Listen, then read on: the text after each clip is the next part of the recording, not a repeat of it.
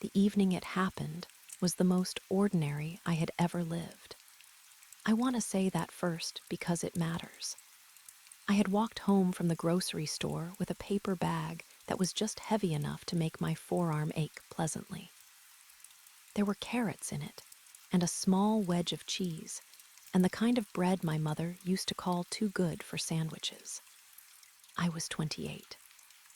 The sky was the slow lavender that an October sky in my city sometimes gives you for free, as a small apology for the cold that was coming. I had been thinking about nothing in particular. I had been thinking about whether to call my sister back.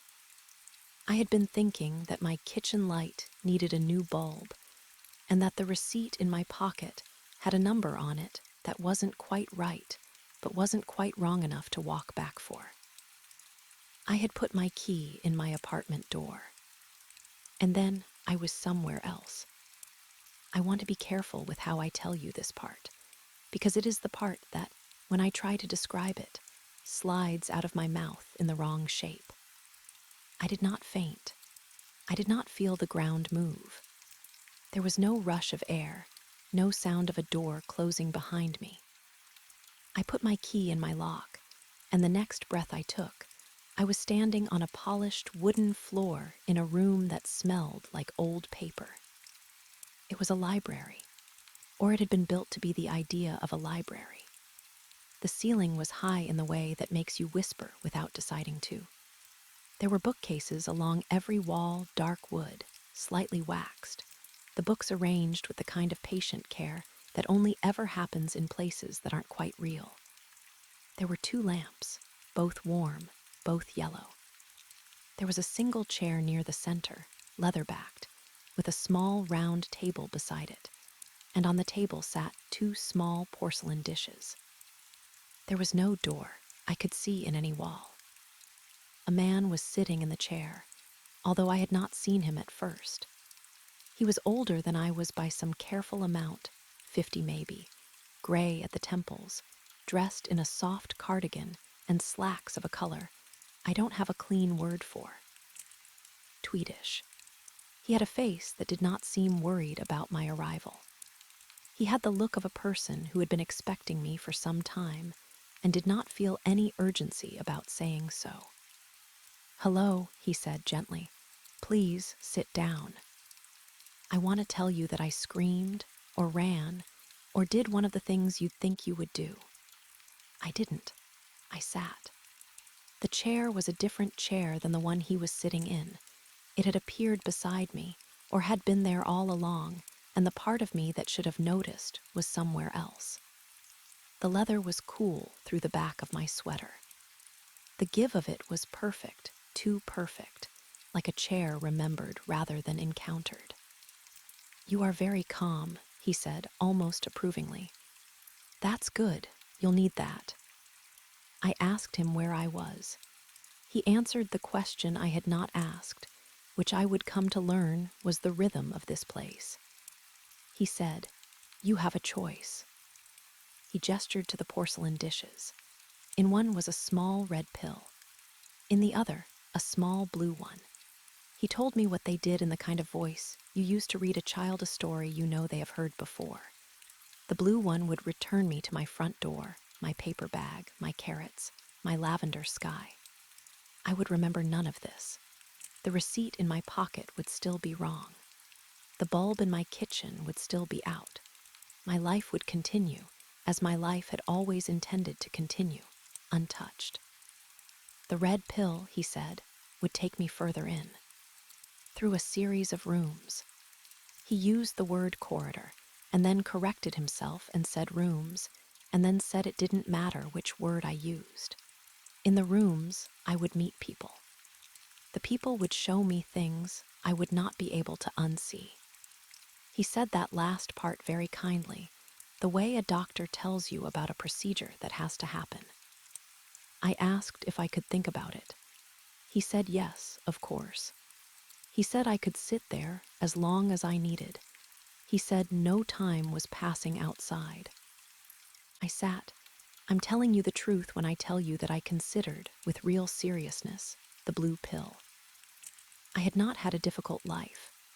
I had a sister I loved, and a job I tolerated, and a balcony with 2 clay pots on it where last summer I had grown a small, embarrassed tomato. I had a person I was tentatively, slowly, beginning to like. There was nothing in my ordinary life I needed to escape. But there is a thing that sits inside almost everyone, and I felt it sitting up in me. The need to know. The little unkillable hunger that, even when it would be safer to look away, makes you look. I took the red pill. It tasted faintly of nothing, like a memory of medicine. He smiled, not in a triumphant way. A sad way, actually. A way that suggested he had hoped, in some part of himself, that I would choose the other one and spare myself. A door appeared in the far wall. He said, "When you want to stop, the blue pill will always be on the next table. You only ever have to take it. You will be given more chances than you expect. I want you to remember that, because it matters more than it sounds." I walked toward the door. The first room was smaller than the library and lit a soft, even white, the kind of white that has no source. A woman stood waiting for me with her hands clasped at her waist. She had close-cropped hair and a long, thoughtful face. She introduced herself as a philosopher, although she did not give me a name. She told me she wanted to walk me through something old and famous, and I should not be afraid because she would not, at any point, do anything to me. She would only describe. She told me about a brain in a vat. A brain, she said, suspended in a nutrient solution, wired to a very clever computer. The computer feeds the brain experiences: a breeze on the cheek, the weight of a paper bag with carrots in it, the lavender of an October sky, the smell of old paper. From the inside, she said, the brain would have no way to tell the difference. It would feel with absolute certainty that it was a person in a city walking home. She let that sit for a long moment. She did not press. She said it had a longer name in the older books: Descartes' demon, a deceiving god, an evil spirit that had decided to make a whole world for one mind, and let that mind never know. How, she said, would you know? What test could you run from the inside that the demon could not also produce in you? I tried the way anyone tries. I said, I can feel my hands. I held them up. They looked like my hands. She said, yes, the brain would feel that too. I said, I can talk to other people. She said, yes, the brain would talk to other people the demon was giving it. I said, I can do science. I can measure. She said with infinite patience, every measurement the brain makes is a measurement the demon is allowed to write. I sat down without meaning to. The floor was cool through my jeans. I pressed my palm flat against it. The grain of the wood was very fine. I told myself, this is real. This wood is real. I could feel my own breath in my chest, slow, the way you remember to breathe when you have just stopped breathing for too long without noticing. She did not say I was wrong. She did not say I was right. She said only, very gently, you don't have to decide. You only have to hold it. I want to be honest about what happened then. It was not panic. It was a kind of soft falling. The certainty that the room I was in was a room, the certainty that my body was a body, slid a little. Not enough to lose, enough to notice. I started counting my pulse against my own wrist with 2 fingers. I made it to 60. I made it to 100. The number anchored me. The number is its own kind of room. She bowed her head a little. She gestured to a second door I had not noticed. On the small table beside it was a single porcelain dish. In the dish was a small blue pill. She said, you can stop here. Many do. I looked at it for a long time. I thought of my sister. I thought of the tomato. I felt the dent in my forearm where the paper bag had been heavy. I walked past the dish.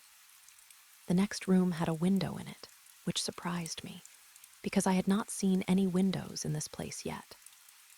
Through the window was a slow gray sea, the kind that doesn't quite move, the kind that has been arranged. A man sat by the window with a cup of tea steaming in his hands. He had a friendly, slightly tired face. He gestured for me to sit, and the chair he gestured to was already comfortable in the shape of me before I lowered into it. He told me he wanted to talk to me about choice. He said, "Imagine the universe, the moment the universe begins." He said, "Every particle, every speck of matter, every flicker of energy, every law that will ever govern any of them, all of it set. From that instant forward, every collision, every reaction, every electron in every atom, in every neuron, in every brain that will ever exist, all of it is, in principle, just the unrolling of what was already there." He said, "The brain is made of matter. Thought is made of brain. So thought, too, is the unrolling." He told me, gently, that the moment I had chosen the red pill had been written into the universe, approximately 13.8 billion years ago. He told me the moment I had decided to walk home from the grocery store, instead of taking the bus, had been written into the universe, approximately 13.8 billion years ago. He told me my entire sense of having made a choice, the felt thing, the inner experience of weighing, of pausing, of going one way and not the other, was just one more of the things that was set. "It does not feel that way," he said, "but feelings are also set." I told him that was a horrible thing to say to a person. He nodded. He did not disagree. He sipped his tea. He said, "I'm not asking you to be horrified. I'm asking you to sit with it." I tried. I sat with it. I tried to find the place inside myself where I made decisions, and tried to look at it from the outside, the way he was suggesting. I tried to ask, is this thought I'm having now a thought I'm choosing, or a thought that's just happening? And then I noticed I was asking, and I noticed I was noticing, and the noticing kept folding in on itself like a piece of paper you folded too many times to fold again. I counted my pulse. I made it to 60. I made it to 100. The number anchored me. He said, "There's a kinder version of this. There's a version where it doesn't matter, where the feeling of choosing is itself the thing that matters, and the question of whether the universe said it doesn't change how you live." He paused. He looked at me. "But you'll have to find that version on your own. I can only show you this one." There was, by the second door, a small porcelain dish. There was a small blue pill in it. I looked at it. I thought, for a moment, that I had already decided to take it. And then I thought that if I had already decided to take it, the universe had already decided I had decided to take it. And so it didn't really matter what I did. And then I noticed I was using his argument to justify giving up, and I walked past the dish. I will not describe every room. I want to. I want to give you each one, because each one mattered, and each one moved something in me that hasn't moved back. But there were many, and the air thickens around them when I try to count, and I would rather give you the ones that stayed. There was the room with the young woman who suggested, with a kind of patient, apologetic tone, that the world only existed because I observed it. Solipsism, she called it, almost embarrassed to name it. The way one names a relative everyone agrees has gone strange. She did not insist. She only invited me to notice that I had never, from inside my own head, been able to verify any consciousness other than my own. I had inferred them. I had assumed them. I had treated their reports of being aware as if those reports were proof. But every report came in through my own ears, into my own mind. From the inside, she said, the difference between a world full of other minds and a world that is only mine was possibly nothing at all. I sat on the floor of that room with my palms flat on cool tile, and I thought about my sister. I thought about the way her laugh broke in the middle. I thought about her crooked tooth, which she had refused to fix and which I loved because it was hers. I thought, she is real. She is real. The thought had a temperature. The thought had a weight. I did not need it to be true. I needed only to keep it warm. I counted my breath. I made it to 10. I made it to 20. I stood up. I walked past the dish. There was a room where Mary worked. They told me her name. She was a neuroscientist who had lived her entire life in a black and white laboratory, and she had learned, from books and from screens, every fact there is to know about color. She knew which wavelengths of light produced which responses in which cells in the retina. She knew the names of the cones, the chemistry of the dyes, the entire theory of the brain's encoding of red.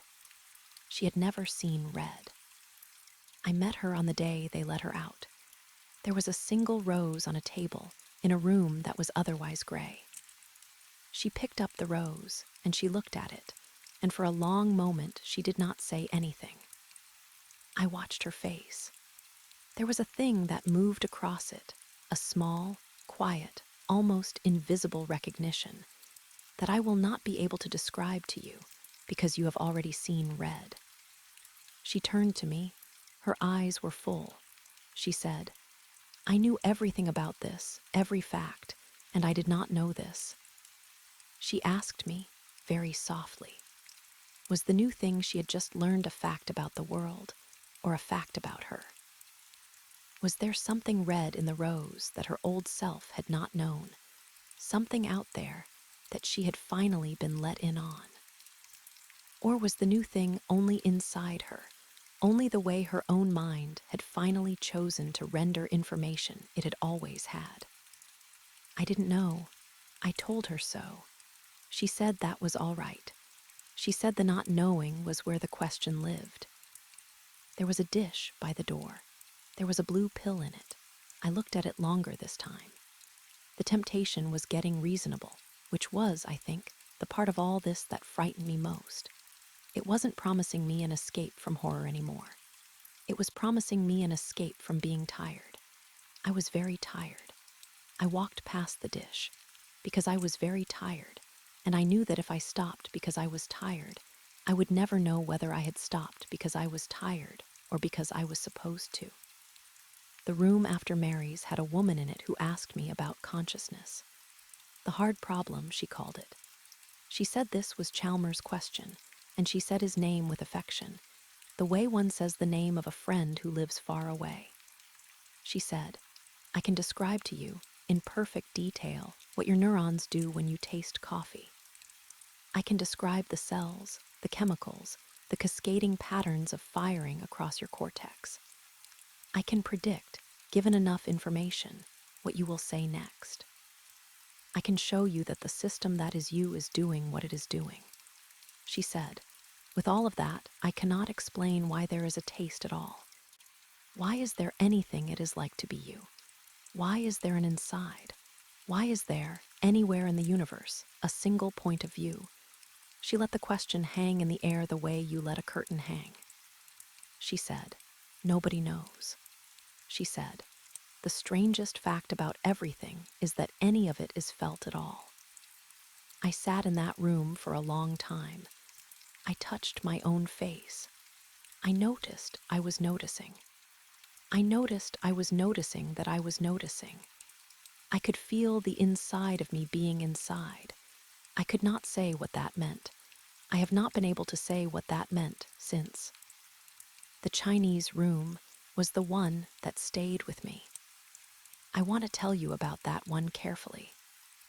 It was a long, narrow room with a desk at one end. A man sat at the desk. He had stacks of paper in front of him, neat, alphabetized in a script I could not read.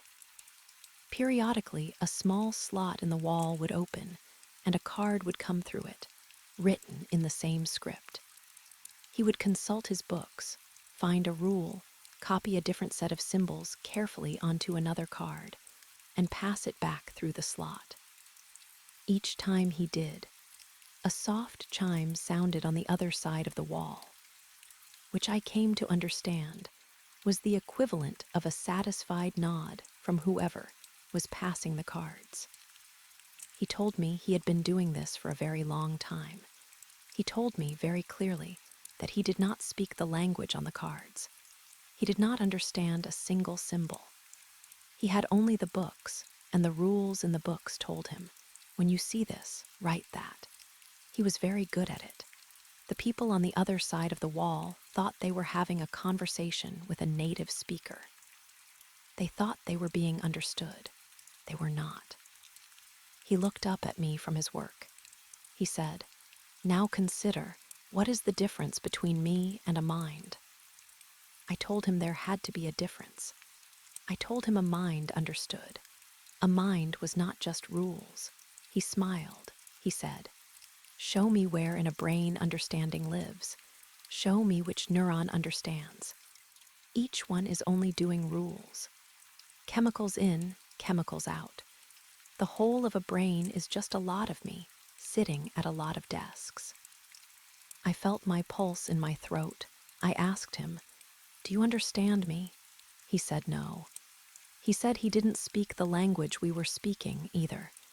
He said he had been given a different book for our conversation. He held it up briefly. It was thick. He set it back down. He said, "And consider that perhaps, somewhere beyond the corridor you are walking, there is someone reading your responses. Someone for whom you, too, are only ever passing the right cards back. That one is the one that stayed. I will tell you why later." I passed the dish. The room of ship was the worst of the physical ones, although nothing happened in it that hurt. There were mirrors. There were many mirrors, panels of them along the walls, set at gentle angles, and I could see myself in them as I walked. A quiet, older man explained the rules. He said every cell in my body was being replaced. He said it had always been so, the lining of my stomach replacing itself every few days, the cells of my skin sloughing and renewing in weeks, the bones themselves slowly rebuilding over years. He said the body I had walked into the library with was not, by mass, the body I had been born into. He said it would not, by mass, be the body I left in. He said, "The ship of Theseus. Plank by plank, the wood is replaced. After every plank has been replaced, is it the same ship?" He told me I could watch. I looked in the mirrors. The lighting shifted just slightly, and I saw not quickly, not horribly, but slowly, with a kind of considerate clarity, my own reflection beginning to be replaced. A patch of skin on my forearm became a slightly newer patch of skin. A strand of hair on my temple was replaced by another, almost the same color. A fingernail grew imperceptibly. He showed me, gently, that this was happening already. It had always been happening. The horror was not the room. The horror was that the room was the truth. He asked, "If you are the same person across that change, when does that sameness live? Where, in any cell, in any moment, in any place at all, is the version of you that persists?" I stood and I looked in the mirror. I tried to find the part of me that was the persistent one. I could not. I could find only the seeing. I could find only the moment of the looking. I could find only that there was, right then, someone looking at the mirror, and that the someone had a name I still answered to. I counted my pulse. I touched my collarbone. I named in my head 3 things in the room: the mirror, the frame, the light. 3 things: anchor, anchor, anchor. I passed the dish. I had walked through, by then, more rooms than I could count, and I had grown. I think this is the right word, porous. Not broken, not even sad. Just porous, the way a coastline becomes porous after enough tides. There was a room where a kind, small old man explained Wittgenstein's beetle to me, and he said, "Imagine each of us has a small box, and in the small box is something only we can see, and we all call the something a beetle, but no one can ever look in anyone else's box." He asked whether the word beetle then meant anything at all. He said the word might only mean, "The thing in my box." He said, "The inside of you is a box no one will ever look in. The word for it is yours alone." There was a room with a long table on it, and at one end of the table was a heap of sand, and at the other end was a single grain. The woman in that room was very young. She told me this was called the Sorites paradox, after the Greek for heap. She asked me at what point the heap had stopped being a heap. Was it 10 grains, 100? Could she remove one grain at a time and ask me each time if it was still a heap, until I could not answer? She did. She kept asking. The heap got smaller. There was no moment that was the moment. There was no place I could put my finger down. The heap was, and then was not, and somewhere in between, the word itself stopped working. She said, "Most words are like this." She said, "Most things you think you can name are smaller heaps than you think." There was a man at a blackboard who wrote me out Russell's paradox in tidy white chalk. He said, "Consider the set of all sets that do not contain themselves." He said, "Ask whether that set contains itself. If it does, it doesn't. If it doesn't, it does." He said, "The question opens a small, clean hole in the floor of mathematics, and the careful people who came after had to build floors over it that nobody quite trusts." He said, "Be careful when you let language point at itself. Be careful when you ask, of any question, whether the question can be asked. Some of the holes are quite deep." He smiled in a quiet way. He erased the board. The chalk dust drifted in the lamp light like very slow snow. There was a room with 2 boxes in it, and a quiet man who explained Newcomb's problem to me, and then a room with a track, and a switch, and a small lecture on whether I would pull it, and then another lecture on whether I would push, and then another lecture on whether the difference between pulling and pushing was a difference about the world or a difference about me. There was a man with very kind eyes who asked me about the experience machine. He said, "Suppose there was a tank. Suppose we could plug you in. Suppose the machine would give you any life you asked for, a life of love and meaning and work, and small, ordinary good Tuesdays, indistinguishable from the inside from any life you could live in this world." He said, "Most people asked say no." He said, "Even people who would gladly take a vacation to such a tank for an evening will not take it for a lifetime." He asked me why. He waited. He did not press. He said, finally, "Notice how strange the no is. Notice what it implies about what you secretly believe, that there is something else besides the felt life that you want. That something out there, beyond the inside of your own experience, matters to you." He smiled, very small. He said, "The blue pill is its own kind of machine." I had begun, by then, to lose certain things. I had begun to lose, for example, my certainty about what counted as knowing. The skeptic had taken something from me, and so had the determinist, and so had the woman with the rose, and the man at the desk with his rules. I knew, in the way a person knows the shape of their own kitchen at night, that I had not been broken by any of them. I had only been opened. That was when I came to the room with the cat. It was the smallest room yet. There was a window in it. Through the window, there was a slow snow falling, the kind that doesn't seem to land. There was a window seat with a cushion on it. The cushion was the color of wheat. On the cushion sat a small black cat with one white sock on its left front paw and eyes the color of the inside of a leaf. The cat looked up at me as I came in. The cat said, "Sit down, you look tired." I sat. The window seat was warm. The cat moved over a few inches to make room, which is a thing cats do when they have decided you are all right. I put my hand on its back, very lightly. The cat was warm and the cat was real, and even after everything I had been told, I trusted the warmth, the way you have to trust something, or there's nothing left to do. "Are you going to tell me I'm not real?" I asked. "No," said the cat. "Are you going to tell me you're not real?"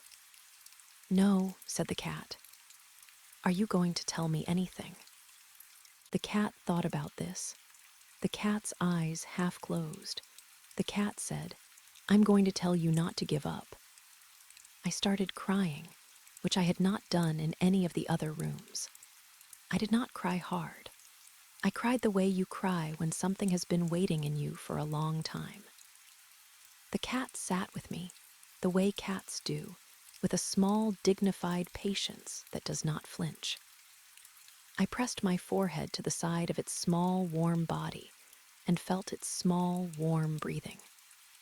"The questions don't stop," said the cat. "But you're allowed to keep going. You don't have to win. You only have to keep going." The cat purred. The purring was a low frequency in my own chest. I felt my pulse beside its pulse. I counted my breath. I made it to 20. I made it to 40. After a long time, the cat said, "There's a dish by the door." "I know," I said. "You don't have to take it." "I know. Some people do." "I know." The cat looked at me with what was, I think, a kind of love, although I will never know what a cat means by anything. The cat said, "Go." I went. The cave was after the cat, and I was glad it was after, because I needed the warmth in me before I went down. A woman led me through it. She did not pretend it was anything else. She said, "Imagine people chained in a cave facing a wall since they were children. Behind them, a fire. Between them and the fire, shapes, puppets, and the shapes cast shadows on the wall, and the people who have only ever seen the shadows take the shadows to be the world. They name them. They argue about them. They become expert in them." She said, "Then one of them is unchained. They turn around. They see the puppets. They see the fire. They climb out of the cave into the sun. The sun is unbearable. They blink, they weep, they cannot look at it directly. Slowly they learn to see. Slowly they learn that the world is not the wall." She said, "That person comes back. They try to tell the others. The others laugh at them. The others say the shadows are the real things and the talker is a fool. The talker stays anyway because they have seen." She said very gently, "Most people, given a choice, prefer the wall." She asked me which one I thought I was. I told her I didn't know. She said that was the only honest answer. She said, "Most people who say they are the one who climbed are still the ones facing the wall." She said, "Most people who think they have seen the sun have only seen a slightly brighter shadow." She did not say where I was in the story. She did not have to. I passed the dish. The boltzmann room is the one I cannot quite describe. It was very quiet. It was very large. The walls were so far away that I could not see them clearly, and the light was a kind of slow, even nothing, and the floor was, I want to say, wood, but I am not sure. There was no furniture. There was, in the center of the room, a small figure. They were sitting cross-legged. They could have been any age. They wore something soft, the way a person wears something soft at home. They invited me to sit down. I did. They asked me, very gently, if I had ever heard of a Boltzmann brain. I said no. They told me, they said, imagine the universe is very, very old. So old that random thermodynamic fluctuations, given enough time, will eventually, by sheer accident, assemble particles into the shape of a brain. A whole brain, complete with a full set of memories, with a sense of being a person in a place, with a feeling of a body it does not have. Such a brain, they said, would believe it was someone. It would believe it had a past. It would believe it had a Thursday in October and carrots, and a sister with a crooked tooth. It would believe it had walked through rooms. They said, such brains, given a long enough universe, are very common. Such brains, given a long enough universe, are vastly more common than the kind of brain that has actually lived a life inside a real body, inside a real world. By any reasonable count, they said, almost every mind that has ever had your exact set of memories is one of these. Not a person who lived, a fluctuation that remembered. They said, you might be one. You might be a Boltzmann brain hallucinating a corridor. I sat. I did not say anything for a long time. The figure did not press. They had the kind of stillness that did not ask anything of me. Eventually I said, how do you tell the difference? They said, you can't. You can't tell from the inside. There is no test. There is no measurement. The brain that lived a life and the brain that fluctuated into existence 5 seconds ago with memories of a life would have, from the inside, the exact same experience of being a person. I said, then how do you go on? They said, you go on. They said, you cannot live as if you are a fluctuation. The world that is given to you is the only world you are given. Whatever its origin, you wake into it. The morning still comes. The carrots are still heavy in the bag. I sat with that for a long time. I noticed, after a while, that I was sitting on something, not the floor. A small folded cloth had appeared under me. I had not seen it placed. I touched its texture. It was rough and good. I noticed I was crying again, the same soft way. The figure did not comment. After a while, they said, there is one more room. You should go. I asked if there was a dish. They smiled. They said, there is always a dish. I passed it. The room after was a corridor. Long, soft lit, walls of pale wood paneling that smelled, again, like a library. The light from the lamps was warm and slow. A woman walked toward me from the far end.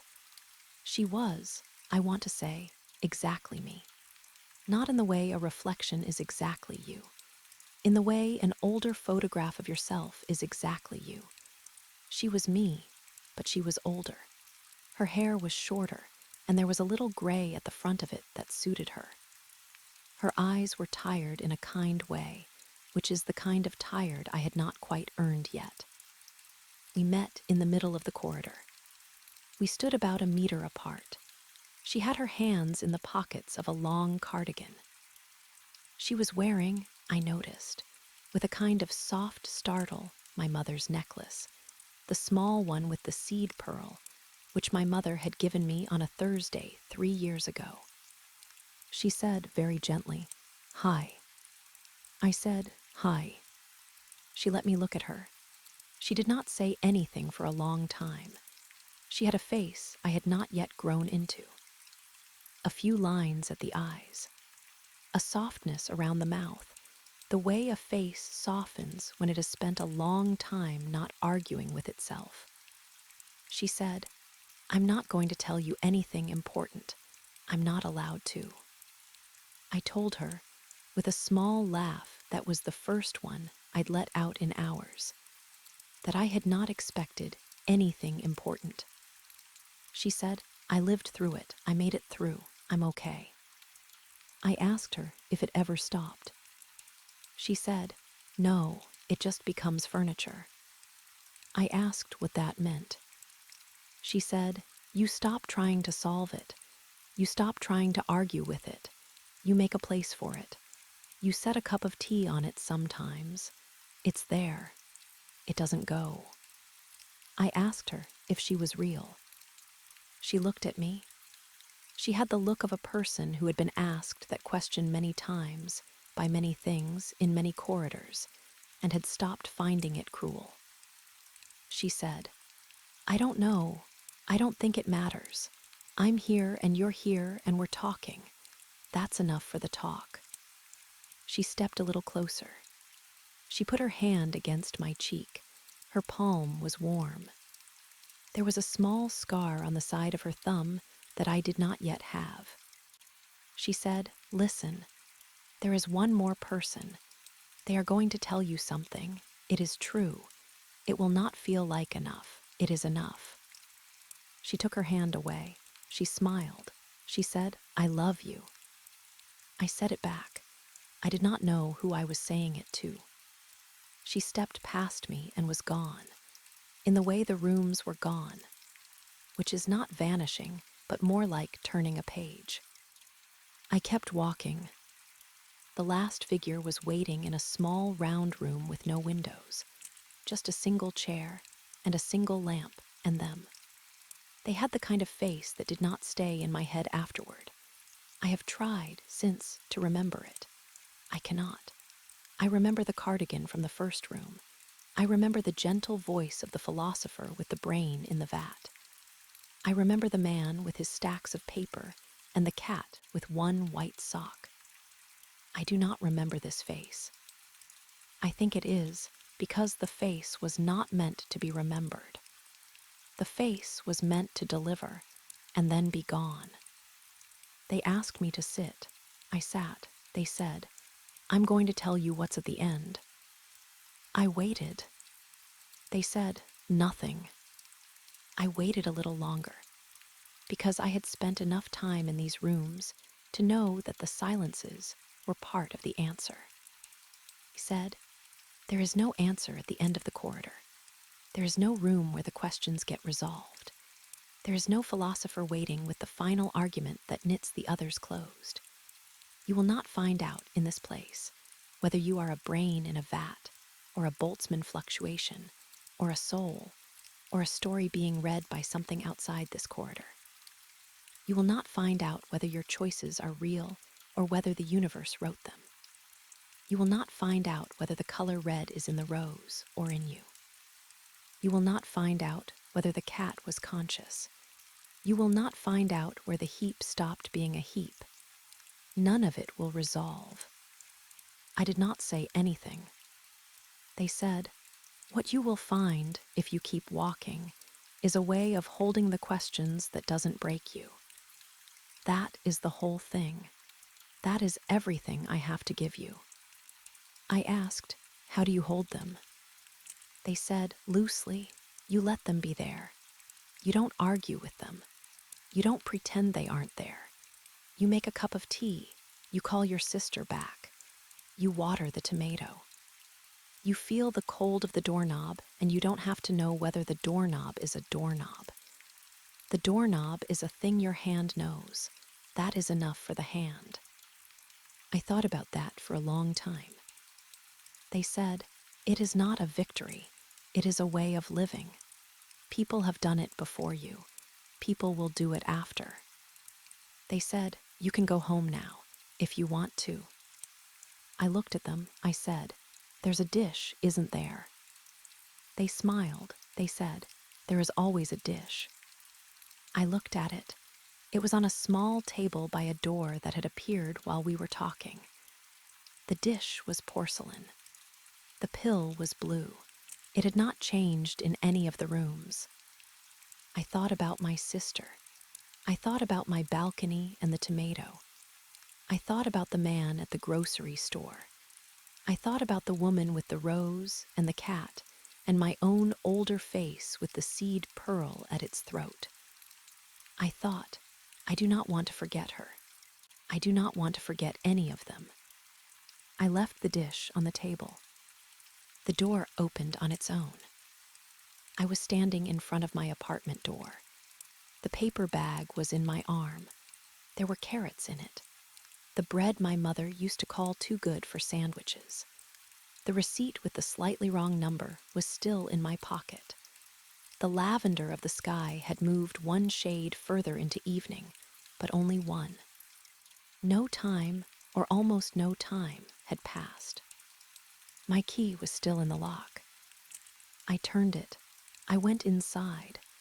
I set the bag on the counter. I changed the bulb in the kitchen, which took longer than it should have, because my hands were shaking very slightly in a way I could not stop.